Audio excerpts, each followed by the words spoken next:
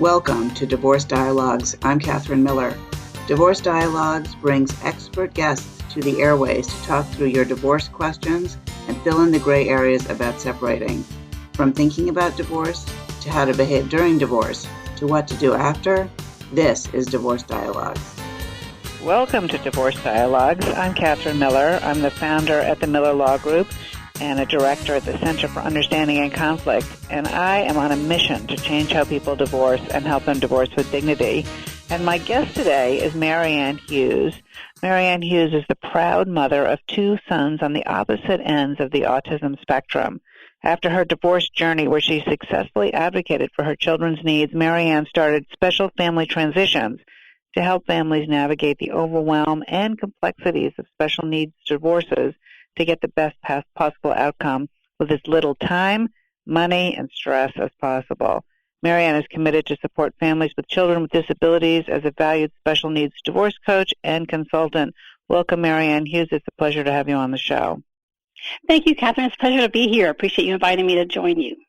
And, being in the divorce world myself for such a long time, I know that having special needs children is a real stress on the marriage, and it really does change the divorce and the really what you're focused on as parents. But maybe for our listeners who might not be so familiar with that, can you talk a little bit about what a special needs child or children, how it impacts the divorce and the stresses that it puts on a marriage?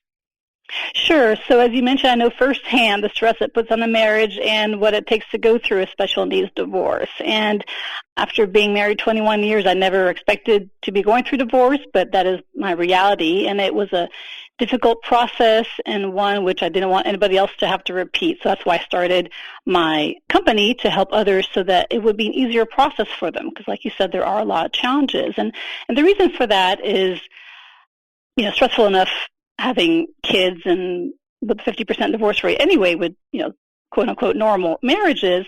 When you have a special needs child as part of the mix, there's so much more involved. You're so focused as a parent, maybe as a couple, on the needs of that child, and you may not think about each other's needs or focus on the marriage as much. You may not be able to go out in public. You may have a limited things that you can do, and just the everyday care that your child needs and what you need to do to advocate for them to be successful currently and in the future definitely can take its toll on a person, much less, as well as a marriage.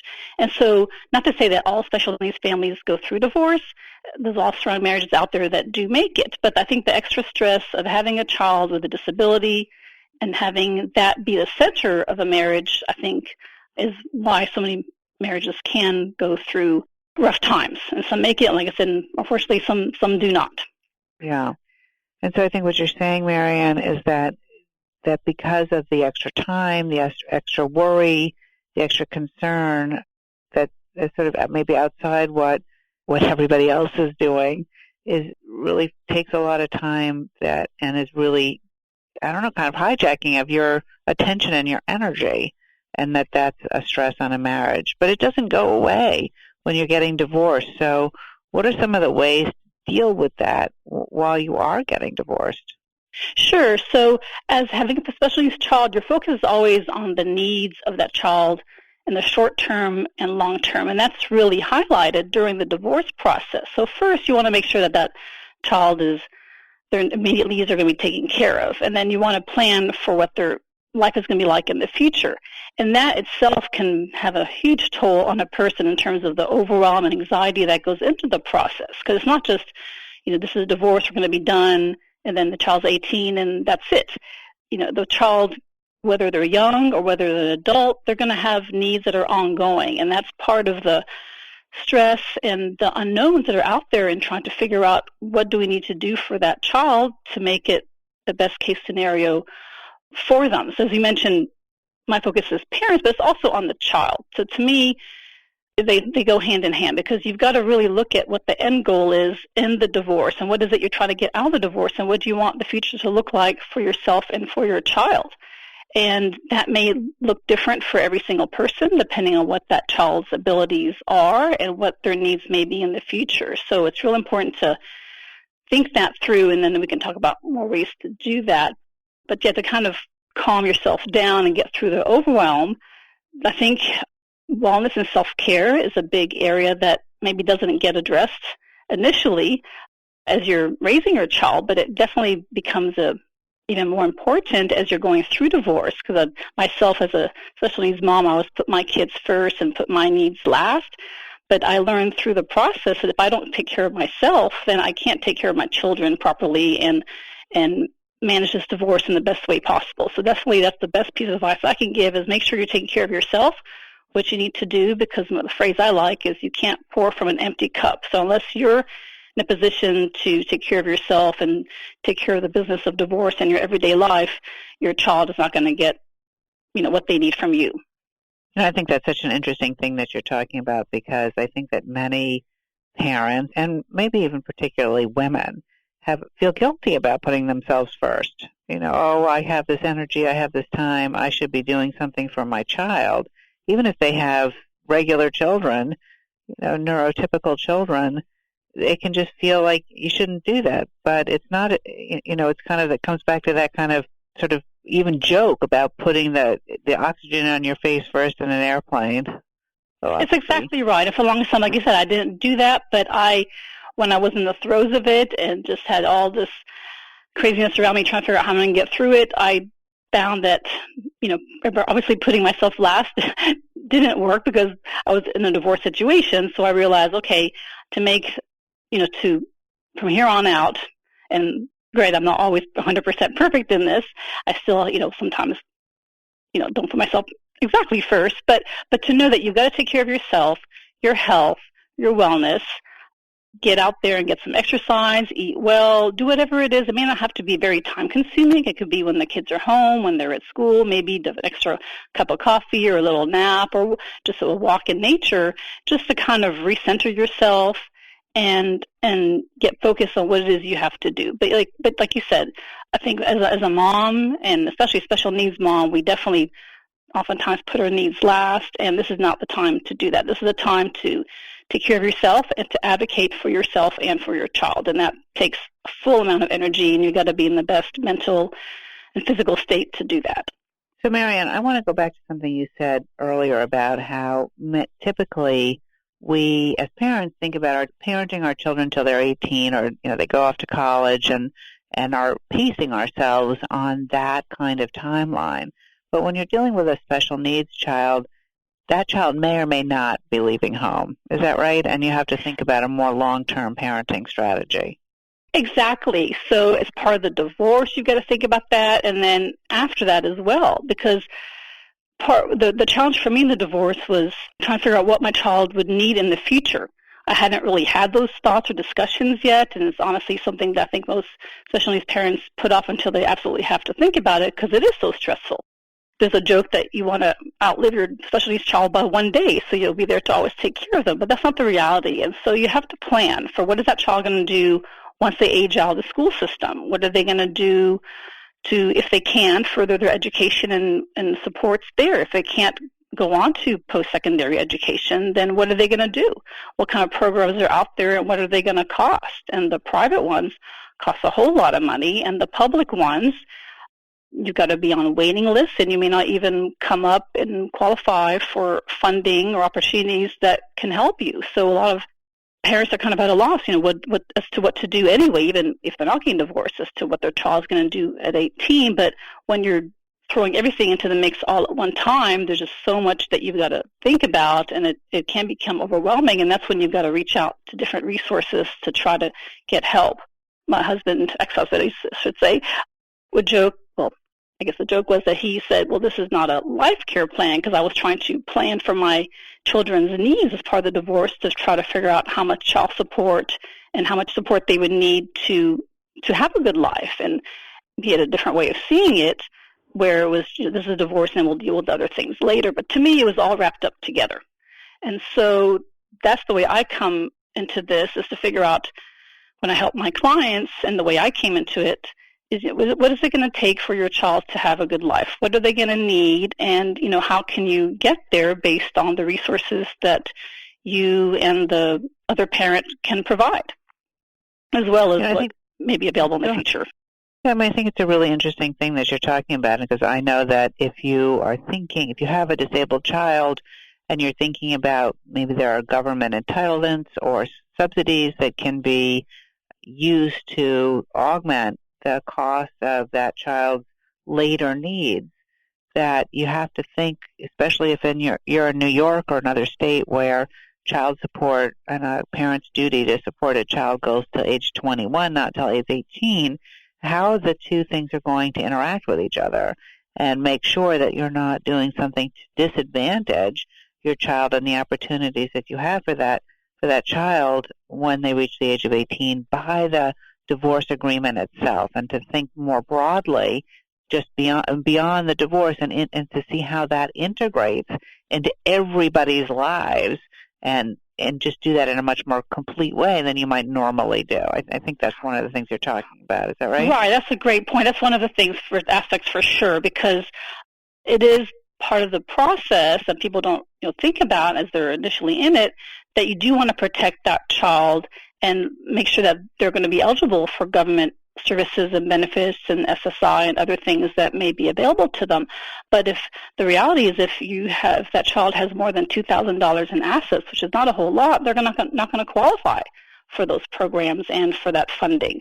And so you've got to find a way for that child support or life insurance or whatever things are coming to that child to be directed in such a way that that child is not at risk for being not eligible for those programs. And I don't want to get too technical into this, but there's different third-party special needs trust where you can name that as the beneficiary as opposed to your child directly for, say, life insurance or for money that people may want to give or for some kind of inheritance.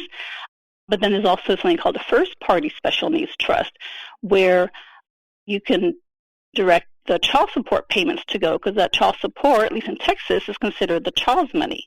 And so that will negate, like you said, some of the benefits and funding that may eventually come their way. So you've got to be real careful about how you word things in the decree, as well as how you go forward in the future to make sure that the child is going to be always eligible for what's out there, whether or not they are currently, they may in the future, and then you don't want that to be a problem down the road.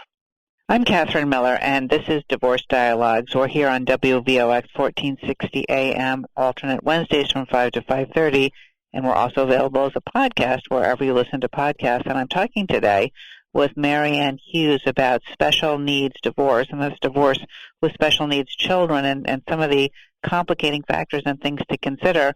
And, one of the things that we really focus on in the Miller Law Group is taking an integrative or holistic approach to divorce, Ann, and thinking about how does this divorce connect with everything else that the family has planned, and their estate plan and their insurances, and what's going to need to change because this legal relationship between husband and wife is no longer going to be that.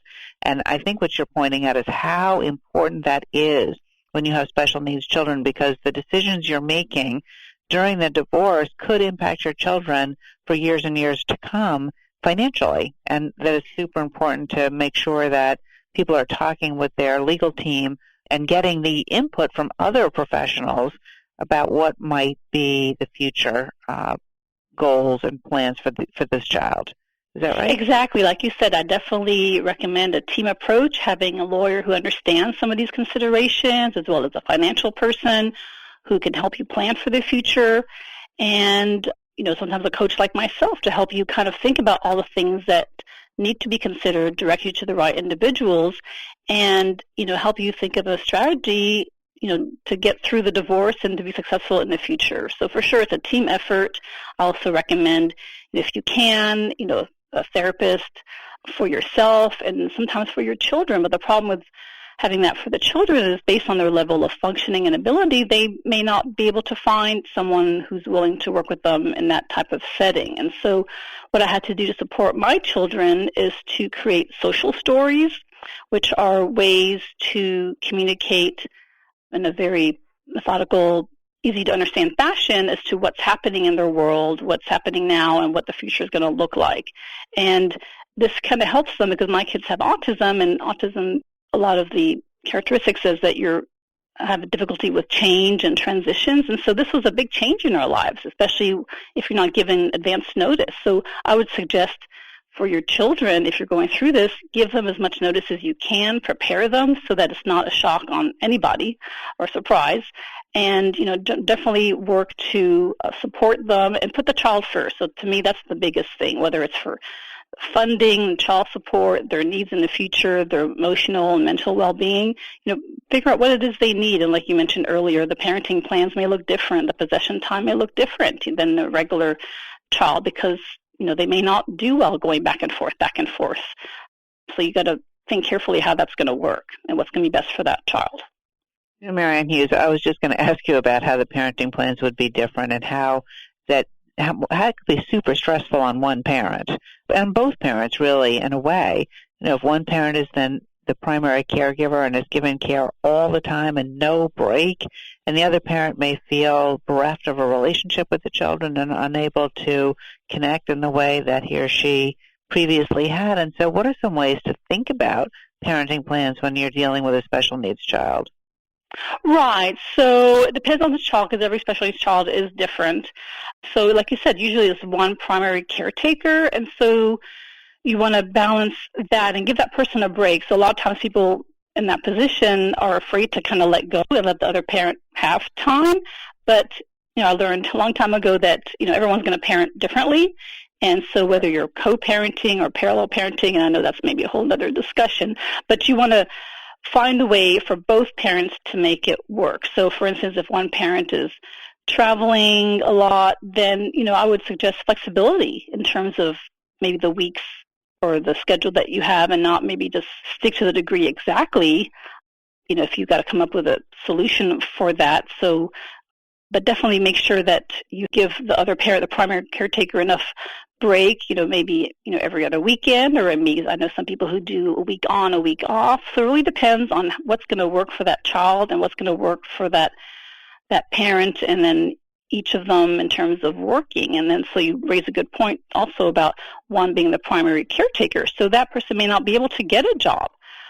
And then getting a job, if they do, then they're going to have to hire another caregiver. So there's costs involved in that. So there's so many things to think about. But yeah, hopefully both parents can continue to have a good relationship with the child. We don't want to exclude one over the other. And I would say if you can communicate together, keep it professional. Hopefully you can have a good relationship. But if you can't, then there's ways to communicate so that the child is getting what they need from each parent.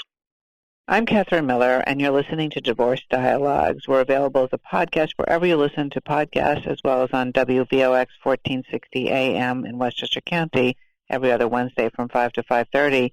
And I'm talking today with Mary Ann Hughes about special needs divorce. And Mary Ann, if there are people out there who are divorcing with special needs children or thinking about it, how can they find out more about what you do and get in touch?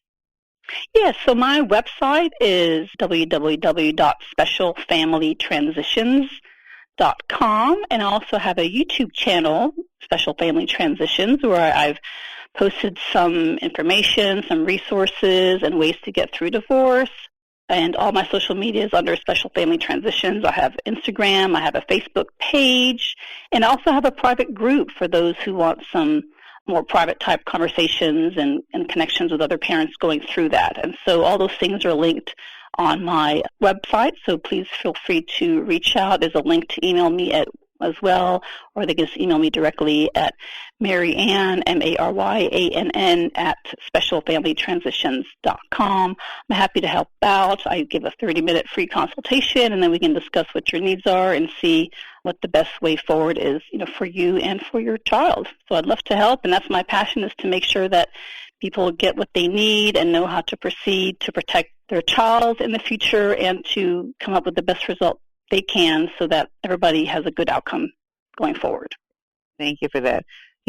I've had in several cases where there's a special needs child and one parent just decides it's too much and leaves the marriage and the child because he or she just can't deal with the special needs anymore, leaving the other parent. And I don't know if you've been familiar with any situations like that, Mary Ann, but what do you think about that, and how should the remaining parent cope with that situation? Yeah, absolutely. I see that all the time. It's sad, but it is reality. And so I would, first try, if you can, get as much child support is possible on the front end. In Texas, we have indefinite child support. So if you think the person may be out of the picture later, then definitely try to get as much support depending on what your state will allow. Ideally, like you said, you want to work together and come up with an agreement out of court, and out of the more and more, legal system and involving, lawyers and time and money related to that. But yeah, so if that's not going to work, then there's, I guess, public funding sources you can go to. There's resources in the community. There's lots of groups out there that can provide emotional as well as some financial assistance, even though that is hard to get. But I would say know that you're there for your child. Your child is counting on you, even if the other party is not involved.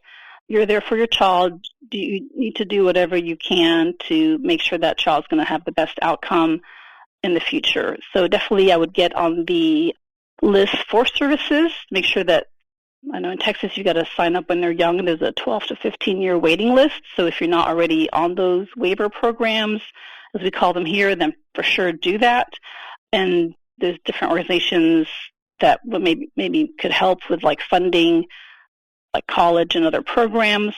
But the hard part, not just the funding aspects, is people do get burnt out and overwhelmed with the care, like you said, that it takes. So find maybe in your community, whether it's family members, other people who can help you with that, they call it respite. Make sure that your child is taken care of, and take advantage of different opportunities, whether through churches or other groups that can maybe watch your child for a while. Sometimes you might just need a mental break for a little while, and then just regroup. But it is difficult, and it is a reality. Like you said, both parents may not be involved, and one may not be in the picture or may not be paying the child support they're supposed to be paying, and that's a whole other challenge in itself. But yeah, there's so much out there, but keep focused on what's best for you and your child, and hopefully things work out in the end for you. And if not, then I'm here for you to try to come up with some suggestions to go forward as well. I think those are super, super suggestions.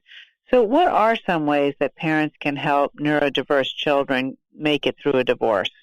Yes, I mentioned the social story, and I have a resource I'd like to share as well. There's a group that I'm in where, as a service learning project, we put together a series of webinars. We brought in some child psychologists to offer some great information as to how to support the kids and the neurodiverse kids in divorce. And so we posted those on YouTube. So if you search for Lone Star Lend Divorce, it'll come up, or just go to my Facebook page, and there's links there. So once again, the Special Family Transitions, I'll have links to those videos where we have really experts in the field of autism and children and what they need to support them as best you can in divorce. And I put those together as part of a team because I felt when I went through my divorce, it was hard enough to find resources to help the parents, but there's even fewer to help the parents support their child going through the process. So to me, it was a passion project to do, and I'm proud that we did it. But as you mentioned, it is a huge need. But one of the suggestions was to maybe have like a wall calendar to share, to have at both houses, so the parents of the child can visually see, okay, I'm here at mom's, here at dad's, because that can get confusing as to, it's hard enough for a parent to keep track of schedules, but for a neurodiverse child who doesn't really quite understand what's happening, it helps to see it visually and clearly and have it be consistent across homes.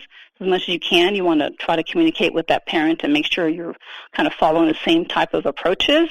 It also helps when psychologists suggested a special one-on-one time, special playtime with that child, where you let them kind of take the lead, and if they want to make their own rules in a game or whatever level they're at, then you just go with that. This is their time to kind of express to you, or if they can't verbally express it, just to have them know that they're loved, know that you're there to spend time with them with no interruptions, and that does a lot for a child too.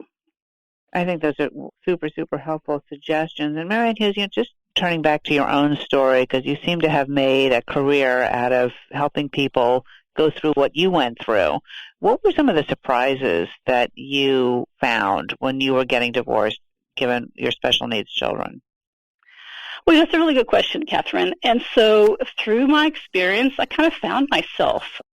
For years, I was a stay-at-home mom, taking care of my kids. But when I went through this, I kind of put my hat back on back 20 years before when I was in the corporate world and had project management, and I had to basically, even though I had a great team with me, I was kind of the one that was putting forth a lot of ideas, kind of maybe educating them to some extent as to what needed to be done in a special needs world, and helping educate and lead my team to the success that I did have. I ended up having to go to trial, and I had a really great result. And so I was able to transform into someone who, was a focus on my kids to now, building a career, building a company, and here to help others so that their process in special needs divorce is going to be a lot smoother and efficient, and hopefully less timely and expensive than mine was, and less stressful too. That's the main thing. So you don't want stress. It's stressful enough having the special needs kids, but we want to find experts out there, lawyers, coaches, other planners who can help you so that you get where you need to be without everything else being in the way. All right, we're out of time, but that's a great perspective. Ann Hughes, thank you so much for being my guest on Divorce Dialogue. Thank you.